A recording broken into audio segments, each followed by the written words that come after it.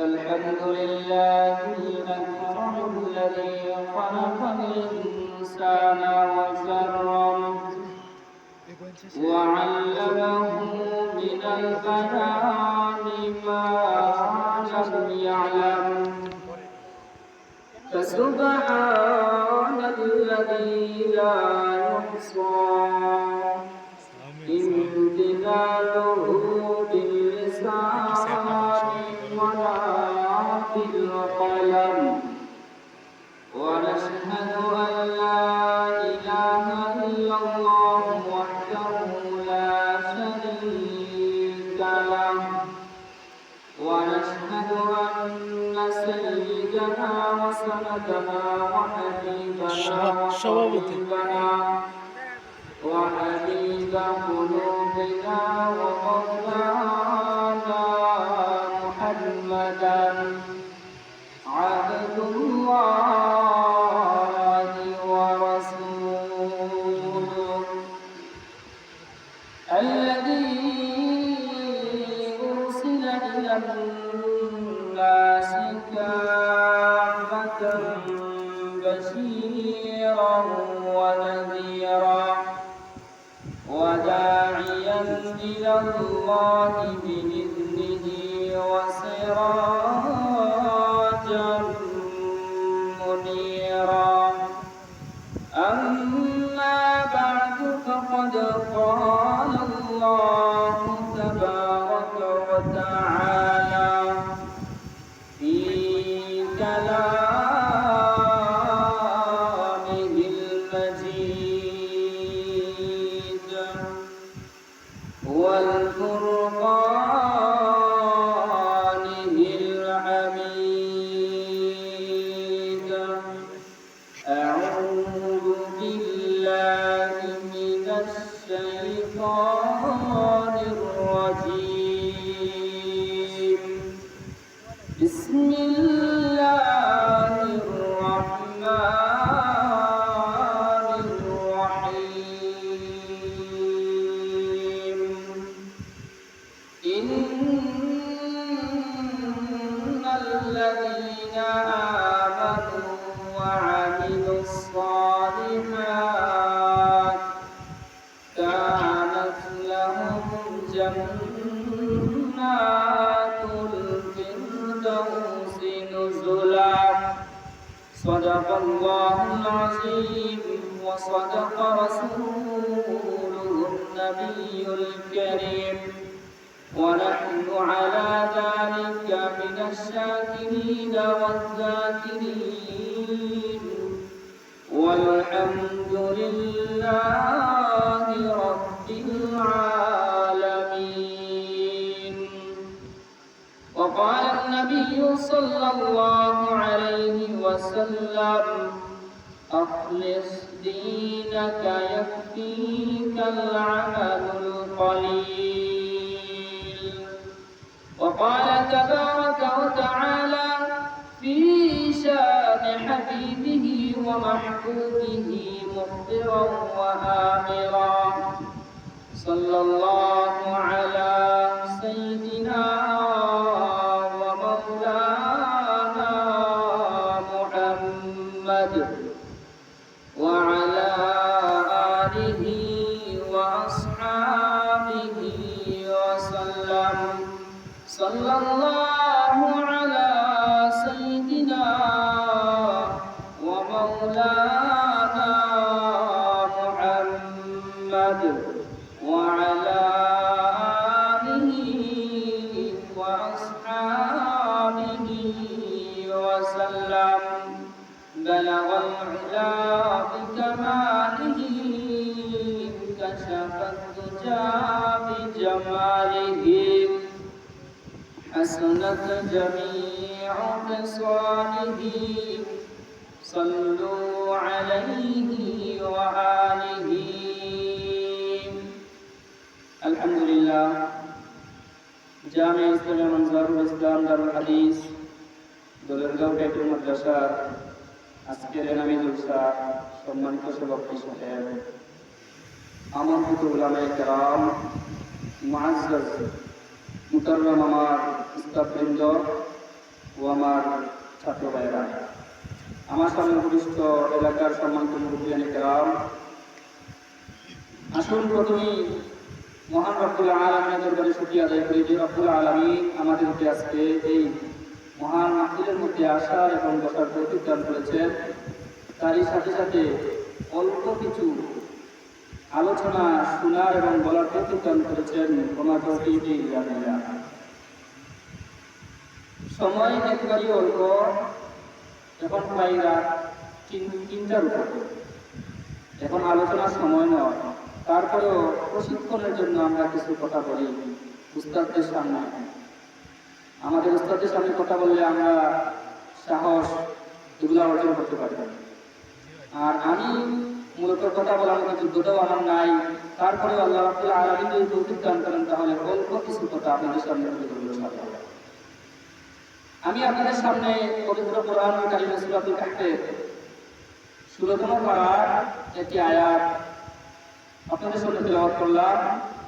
বিশ্বনবী রাহমাতুল লিল আলামিনের অসংখ্য অগণিত হাদিসের ভান্ডার থেকে ছোট্ট একটা হাদিস আপনাদের সামনে পেশ করলাম।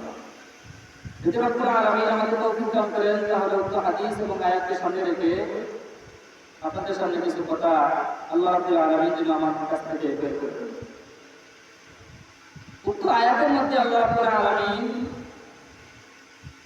আমাদেরকে পরিষ্কারভাবে বলে দিচ্ছেন নিশ্চয়ই অবশ্যই ঈমান জরুরি। ঈমানের উপরে নেক আমল।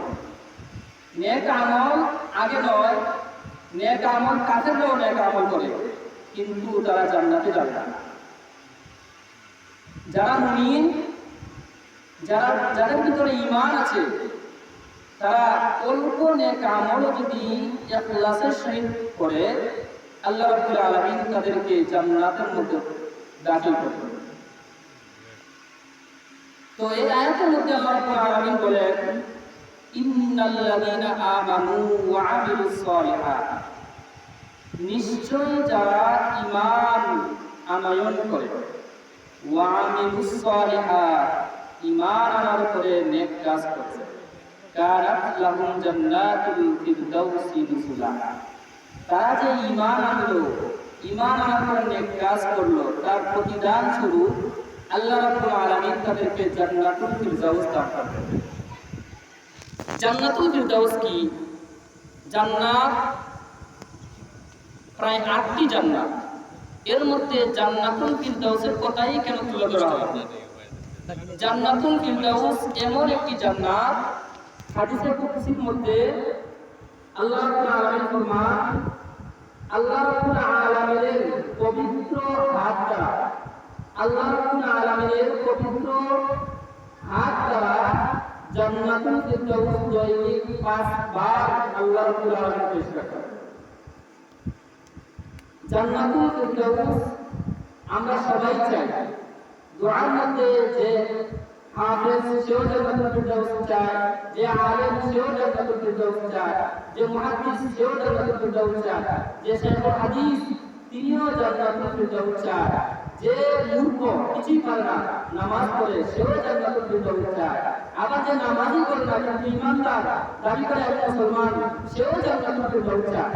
জান্নাতুল ফিরদাউস মানে কেউ জান্নাতুল ফিরদাউসের আওয়াজ জান্নাতুল জন্য সওয়াল করে না, সবাই জান্নাতুল ফিরদাউস চায়। যিনি মৃত্যুবরণ করেছেন তার জন্য দোয়া করলে উলামায়ে কেরাম বলেন যে আল্লাহ ওনাকে জান্নাতুল ফিরদাউস দান করবেন। তো জান্নাতুল ফিরদাউস পেতে হলে ঈমান শর্ত।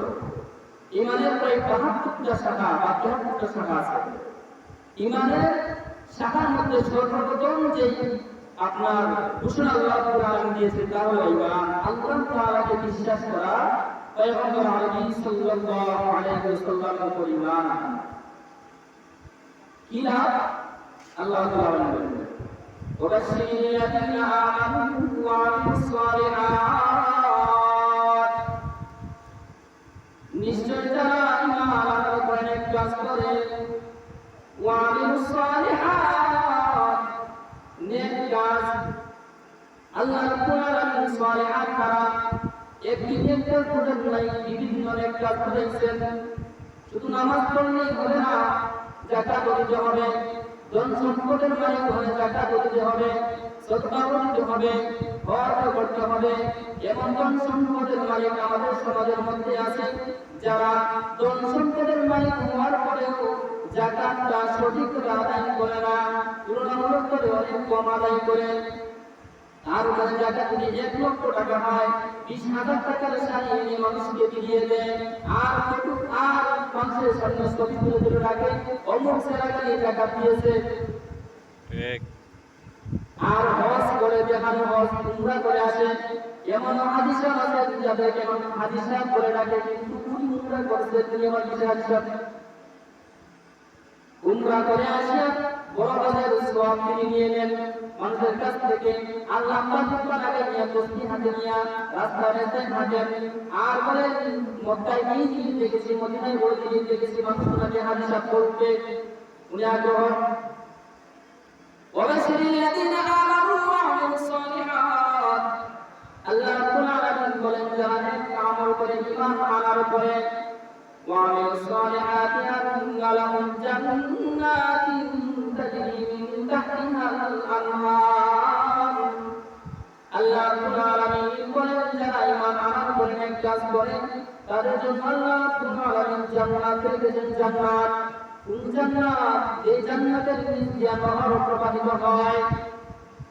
আল্লাহ রাব্বুল আলামিন আয়াতের মধ্যে বলেন ওয়াল্লাযীনা আমানু ওয়া আমিলুস সালিহাত নিশ্চয়ই যারা ঈমান আনার পরে নেক কাজ করে আন্না লাহুম জান্নাতুন তাজরি মিন তাহতিহাল আনহার আল্লাহ রাব্বুল আলামিন তাদের জন্য জান্নাত রেখেছেন। এই জান্নাতটা কেমন? আন্না লাহুম জান্নাতুন তাজরি মিন তাহতিহাল আনহার যে জান্নাতের নিচ দিয়ে নহর প্রবাহিত হয়।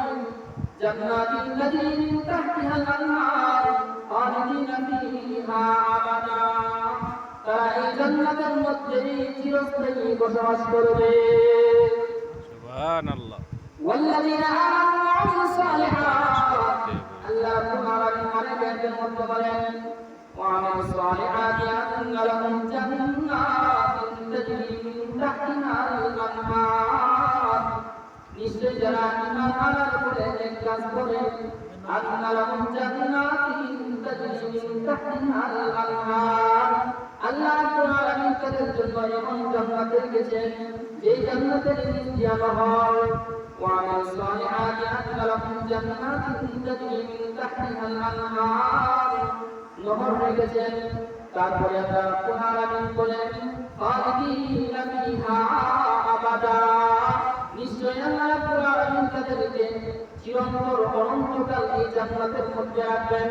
ওয়াদাল্লাহি হাক্কা আল্লাহ রাব্বুল আলামিনের ওয়াদা সত্য। আল্লাহ রাব্বুল আলামিনের ওয়াদা সত্য। মানুষকে কিছু আল্লাহ রাব্বুল আলামিন বিশ্বাস করে বলে আল্লাহর ওয়াদা প্রয়োজন কি? প্রয়োজন কিসের? আল্লাহ আমাদেরকে সৃষ্টি করেছেন মায়া করে, মুসলমানের করে জন্ম দিয়েছেন, তারপর যদি আল্লাহর ওয়াদা করতে হয় যে জান্নাত আমি দিব, এটা আমি ওয়াদা করছি, মানে আমার ওয়াদা সত্য, এটা বোঝার জন্য তাকিদ আল্লাহ রাব্বুল আলামিন দেওয়ার জন্য ওয়াদাল্লাহি হাক্কা আল্লাহ বলেন আমি আল্লাহর ওয়াদা সত্য। কেন? দুনিয়ার মানুষ ওয়াদা করে কিন্তু ওয়াদা পালন করে না। ওয়াদা করেছি মাটির মধ্যে বলে যায় 10,000 কিন্তু বাড়ি থেকে 1,000 দেয়। দুনিয়ার মধ্যে মানুষ ওয়াদা করে, ওয়াদার খেলাফ করে, ওয়াদার খেলাফ করে। কিয়ামতের কি আলামত? এটা হলো ওয়াদা খেলাফ করা। ইদা ওয়াদা আখলাফ যে ব্যক্তি ওয়াদা খেলাফ করে সে কিয়ামতের আলামতের নিকটবর্তী হয়ে গেছে। কিয়ামতের আলামত, কিয়ামতের আলামতের মধ্যে একটি ওয়াদা খেলাফ করা। আল্লাহ রাব্বুল আলামিন ওয়াদা করছেন যে আমি জান্নাত দিব, ওয়াদাটা সত্যায়ন করার জন্য আল্লাহ রাব্বুল আলামিন ওয়াদাল্লাহি হাক্কা আমার ওয়াদা সত্য। আল্লাহ ওয়াদা করা দরকার কি? দুনিয়ার মানুষের সাথে আল্লাহ তুলনা হয় না।